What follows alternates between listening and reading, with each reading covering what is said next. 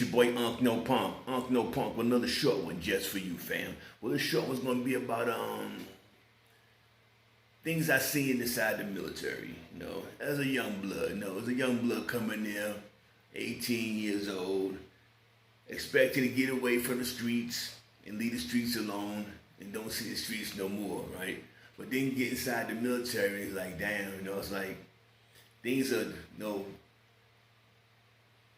controlled, but still crazy shits happen. Like, not crazy, but like the same shit's happen on the streets will still happen out there. People don't change their ways, really, fam. They don't change their ways. Well, back when I was in, fam, you know what I'm saying?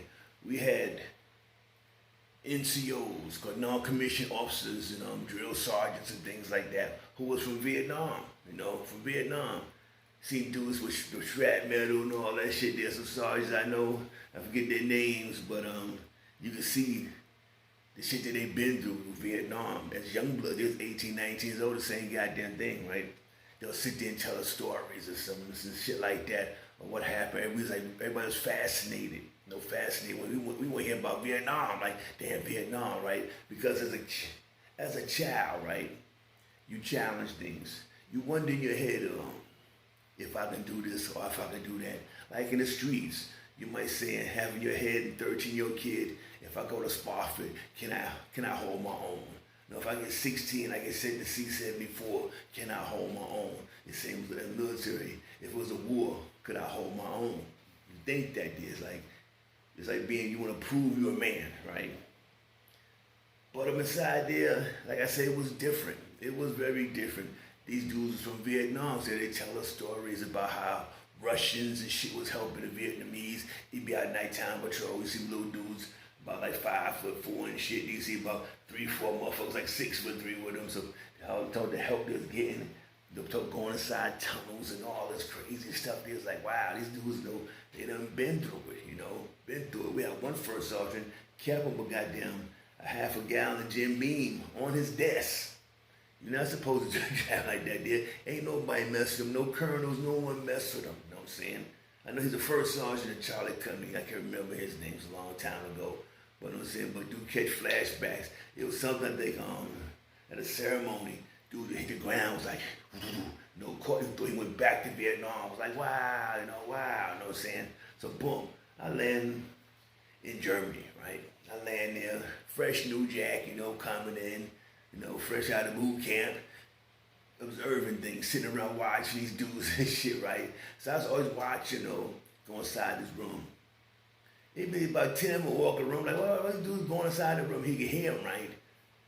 I'm like, hold on, sign some bones. And they rolling dice and was gambling, getting their shit on, Also, you see dudes at the club at nighttime, they all messed up, looking all. I was like, hold on, there's some shit going on here, some shit going on here, boy. Heroin. These dudes is on heroin like a motherfucker. I tell you, from the Vietnam days to the young boys out there, from the Vietnam fucking soldiers all the way down to the troops that my homies came in there, was getting hooked on this shit there. You're the fucking military. I was like, there was some urine houses and things like that. People were still using that shit there. And it was getting popped too, fam. Getting popped. Had one dude I know named Sergeant Jones. You know what I'm saying? He was a cool brother, you know what I'm saying? He was in the military for 8 years, you know what I'm saying? And he got popped on severe analysis. I think 2 times they popped him. Then they popped him again, took up all the stripes. He had nothing, you know what I'm saying? Had his live off base, had to move back inside the barracks, right? So one day Sarge came to me, my Sarge, my platoon Sarge, and he's like, yeah, hey man, can you go help Sarge move stuff back into the barracks? I was like, cool. So I go over there, drive over there and shit, knock on the door. His homeboy, Crenshaw was there.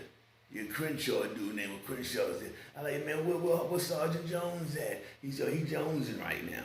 I said, what the fuck you talking about? He said, Joey opened the goddamn door, dude in the goddamn bed, foaming out his goddamn mouth. Jones like a 1970 fucking Harlem heroin addict. I'm like, damn, that's this shit's fucking rough there.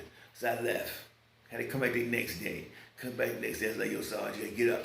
He wasn't Sarge no more, I still called him Sarge. that's like a nickname from now. Now it's under me. I was like, yo, Sarge, come on, man, it's time to get up. I said, nah, it's time to go, you gotta move back in the barracks. time to move your shit. So I said, come on, pack your shit up. And I'm inside the living room. I'm expecting to come out with bags and shit like that. Dude ain't have nothing, fam. He had nothing. After 8 years in the military, this dude had we had a corduroy beige jacket, a white t-shirt just like this with other Black Action Family first emblem on there, and copies, fam. Also subscribe, and he had some blue jeans with dingy, fam, and some blue suede shoes. I was a mess with them like that Elvis song, my blue suede shoes, some dusty blue suede shoes. Nothing else at all, fam. No other clothes, fam. You understand me? Not even a little small TV, not a radio, nothing. He sold all that shit while he's out there, you know. To the heroin guys, get the soldiers all the goddamn heroin. You know what I'm saying? Damn, it was real, I was saying, disheartening to see this shit here, right? Because even one time, I had to pick his ass up, you know what I'm saying? I was on CQ, it's called Charger Quarters, fam, right? We gotta do 24-hour fucking duty at a goddamn desk, answer telephones and shit, right? Hate that shit, right? So anyway, I'm on duty one night, you know, Sergeant walking to the bathroom, had a little utensils, came out the shower. I said, okay, he went inside the bathroom. So I'm sitting there chilling, talking to my girl on the phone. After about a half an hour go by, boom. What the fuck is up with Sarge? No, I ain't see him come out. Open the goddamn door. What up, Sarge? You all right? No, his asshole might have been blowing about that motherfucker. He ain't get no response. Yo, Sarge, go to the thing, no response. So I climb on the goddamn thing. Homeboy got teeth tied up. Fuck it, he's out. I'm like, oh, goddamn shit. So I gotta climb over this goddamn thing. Open the goddamn door, you know, take all the shot of needle, wrap that shit up, call the homeboy, yo, get this shit here, get rid of this here, you know, make sure the coast's clear out in the goddamn hallway, pick his ass up, and drag him to his room and throw him on the goddamn bed and break out, fam. You know what I'm saying, fam? Shit like that was happening, you know what I'm saying? Drugs was in the military real hard and rampant. I'm sure now has damn changed because I'm sure they done cracked down a lot. They damn sure did. But back in, in my time in the military, shit, it was junkies galore in that motherfucker.